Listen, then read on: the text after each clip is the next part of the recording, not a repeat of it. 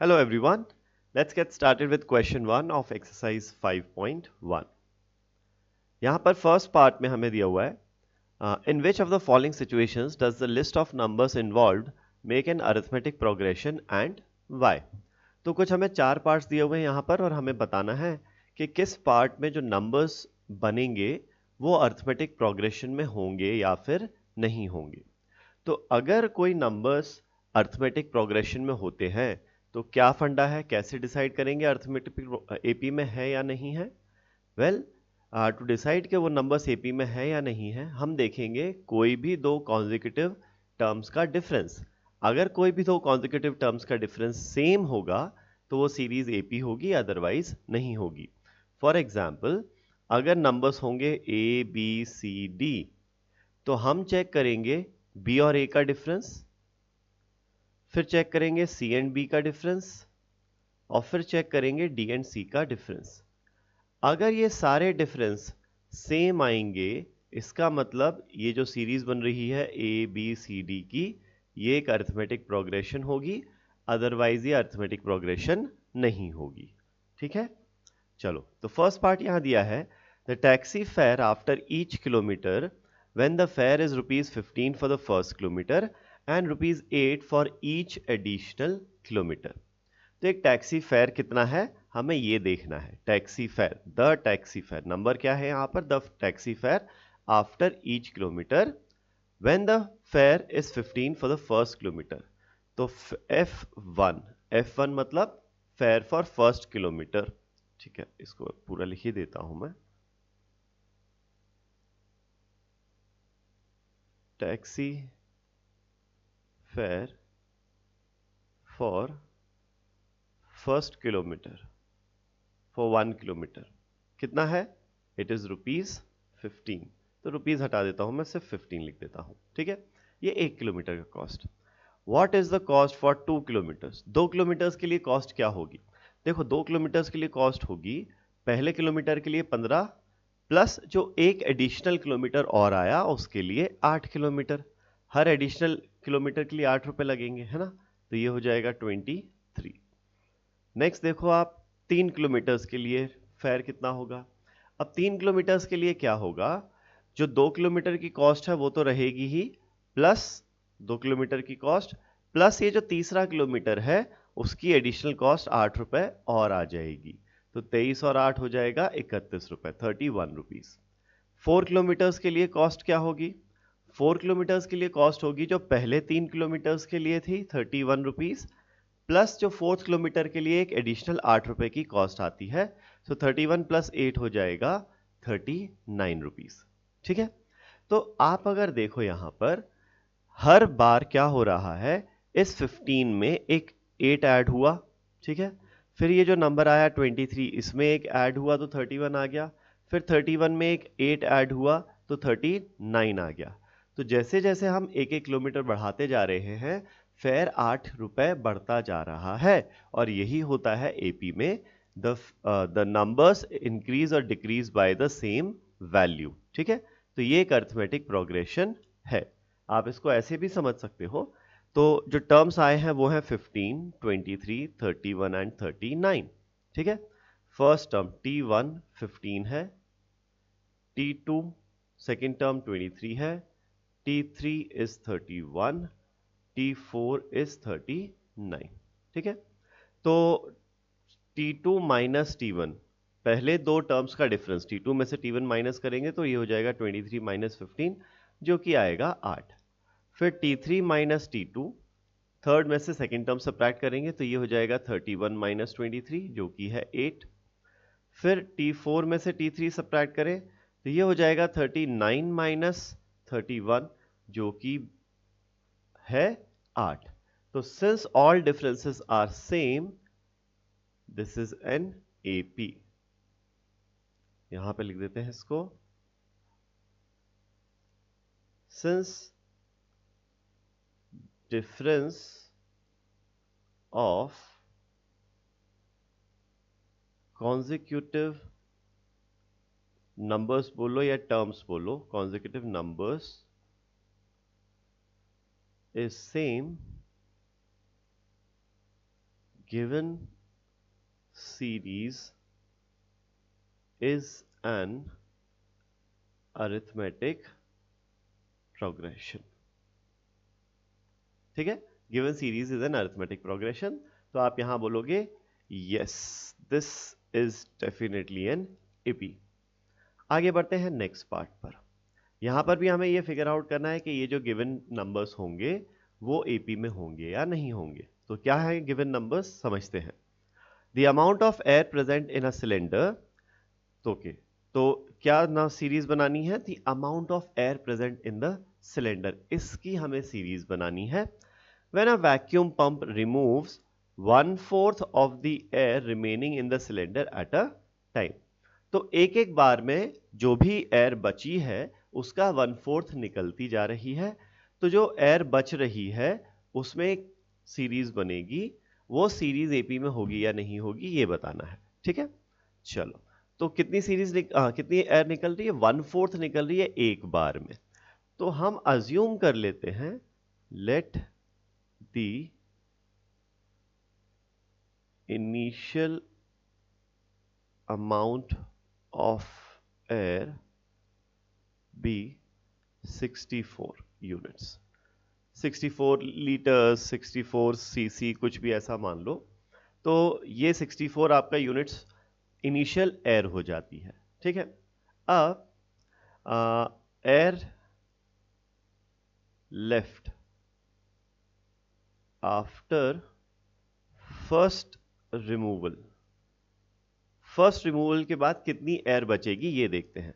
तो 64 तो थी और 64 का 1/4 हम निकालेंगे, कितनी निकलती है, 1/4 निकलती है, तो जो है उसका 1/4 निकलेगी। तो 64 माइनस 64/4 कितना हो जाएगा, 16, 64 माइनस 16 हो जाएगा 48। तो जो पहले एयर 64 थी अब वो कितनी बची, 48 बची। ठीक है, next air left after second removal, second removal के बाद कितनी बचेगी वो देखते हैं।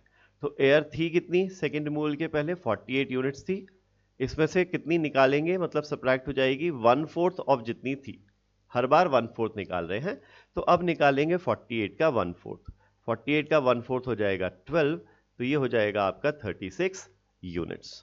ठीक है, ना अगर आपको नंबर्स समझ में, मतलब कैलकुलेशन अच्छी है, तो आपको दिख रहा है 64 और 48 का डिफरेंस, 48 और 36 का डिफरेंस सेम नहीं है।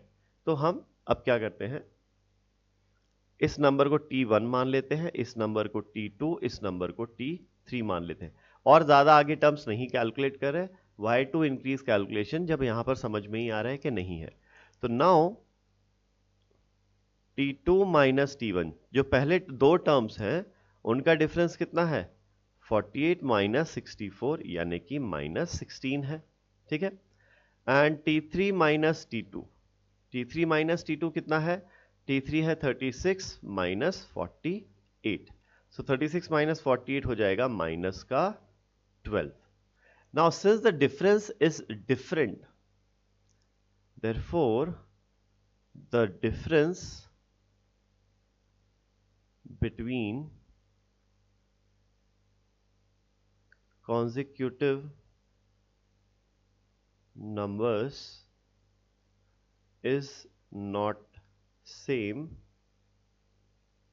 hence given series is not an AP, given series is not an arithmetic progression। एक चीज का बस आपको ध्यान रखना है कि जब आप T2 T1 माइनस कर रहे हो, सब्ट्रैक्ट कर रहे हो, तो बड़े में से छोटा टर्म सब्ट्रैक्ट कर रहे हो ना, मतलब जो आगे वाला टर्म है उसमें पीछे वाला टर्म सब्ट्रैक्ट कर रहे हो, तो हर बार वही करना है। ऐसा नहीं कि T2 माइनस T1 कर दिया पहले, फिर T2 माइनस T3 कर दिया, ऐसा नहीं करना है।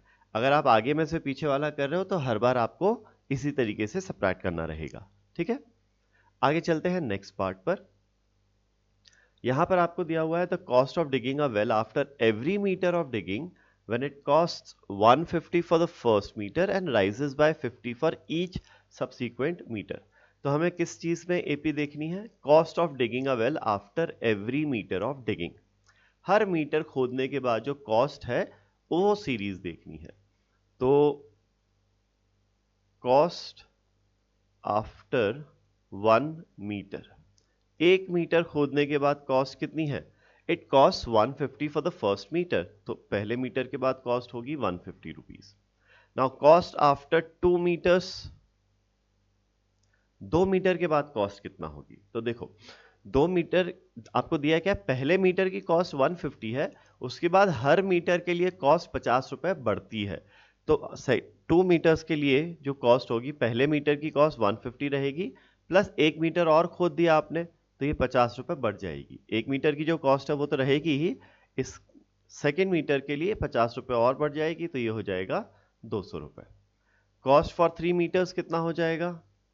देखो तो पहले 2 मीटर की कॉस्ट तो वो रहेगी जो है 200, प्लस थर्ड मीटर के लिए कॉस्ट फिर से 50 रुपए बढ़ जाएगी, हर एक एक मीटर के लिए कॉस्ट 50 रुपए बढ़ रही है, तो ये हो जाएगा 250 रुपए, 250। वहीं अगर आप 4 मीटर्स की कॉस्ट देखो तो 4 मीटर्स की कॉस्ट क्या होगी? जो पहले 3 मीटर की कॉस्ट है वो तो एज इट इज रहेगी, प्लस जो फोर्थ मीटर है उसकी कॉस्ट बढ़ जाएगी, 50 रुपए बढ़ जाएगी, तो ये हो जाएगा 300 रुपए। ठीक है, तो इसको हम मान लेते हैं this is term 1 of the series, ये टर्म 2 है, ये टर्म 3 है और ये है टर्म 4। ठीक, नाउ T2 माइनस T1 कितना है? 200 माइनस 150, जो कितना आ रहा है? 50 आ रहा है। सिमिलरली आप देखोगे T3 माइनस T2, तो ये कितना है? 250 माइनस 200, जो कि कितना आएगा? अगेन 50 आएगा। And next you will see T4 minus T3, fourth term में से थर्ड टर्म, फोर्थ टर्म में से थर्ड टर्म या फोर्थ नंबर में से थर्ड नंबर सब्ट्रैक्ट करें तो ये होगा 300 माइनस 250, जो कि अगेन 50 आएगा। तो यहां से हम बोल सकते हैं since the difference between consecutive numbers is same, given series is an AP, given series is an AP। तो ये जो थर्ड वाली है, yes this is an AP, ये एक AP है डेफिनेटली। लास्ट पार्ट पर चलते हैं इस क्वेश्चन के। In which of the following situations does the list of numbers involved make an arithmetic progression and why? ये तो है ही। The amount of money in the account every year when 10,000 is deposited at compound interest at 8% per annum।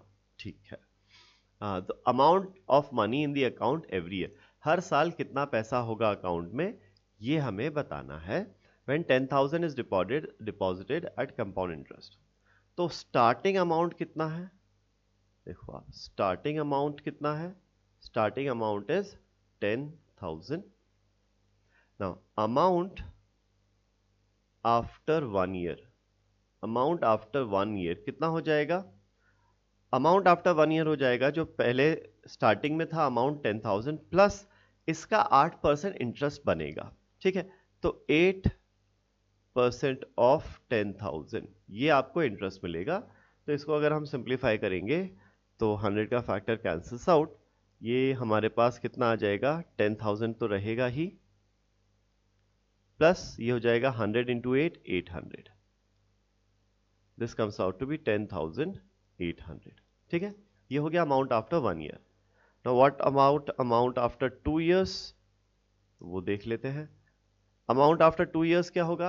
अब देखो compound interest के basis पे बोला है, तो हमें पता है कंपाउंड इंटरेस्ट में क्या होता है, प्रीवियस ईयर का जो अमाउंट ड्यू होगा वो प्रिंसिपल बन जाएगा करंट ईयर के लिए। ठीक है, और उस प्रीवियस ईयर के अमाउंट ड्यू पे इंटरेस्ट कैलकुलेट होगा, ना कि इनिशियल अमाउंट पर।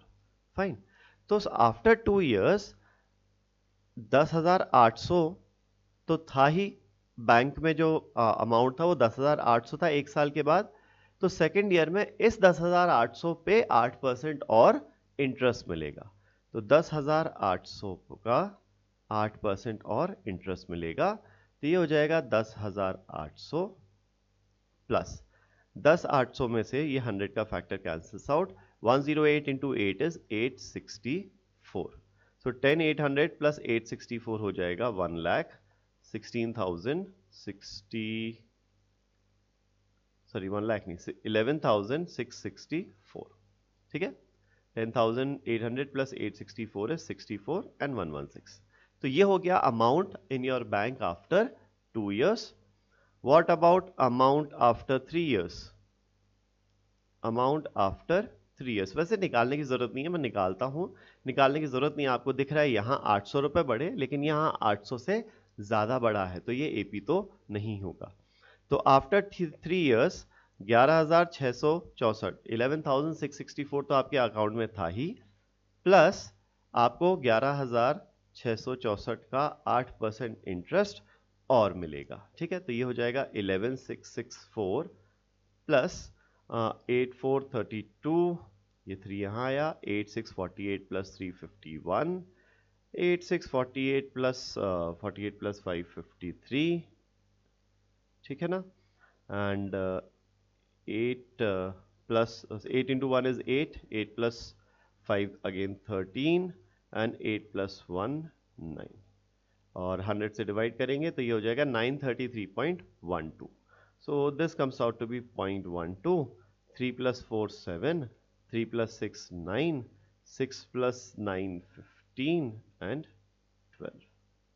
12,597, ये हो गया अमाउंट आफ्टर 3 years. तो अब अगर फिगर आउट करना है कि ये एपी में है या नहीं, तो इसको T1 मान लेते हैं, इसको T2 मान लेते हैं, इसको T3 मान लेते हैं और इसको T4 मान लेते हैं। तो हम देखते हैं अब यहाँ पर कोई भी दो डिफरेंसेस ले लेते हैं। So let's take T3 minus T2। T3 minus T2 कितना है? 11,664 प्लस 10,800, जो कि कितना आएगा? 864 आ जाएगा, यही ऐड किया था ना। एंड T4 माइनस T3 करेंगे तो T4 है ये 12,597.12 माइनस इसके पिछले साल का जो कि है 11,664, तो ये जो डिफरेंस आएगा वो कितना आएगा? 933.12 आ जाएगा। तो अब आप बोल सकते हो यहां से difference, okay let me use a different pen, difference is not same, hence the given series is not an AP, hence not an AP, given series is not a arithmetic progression, ठीक है।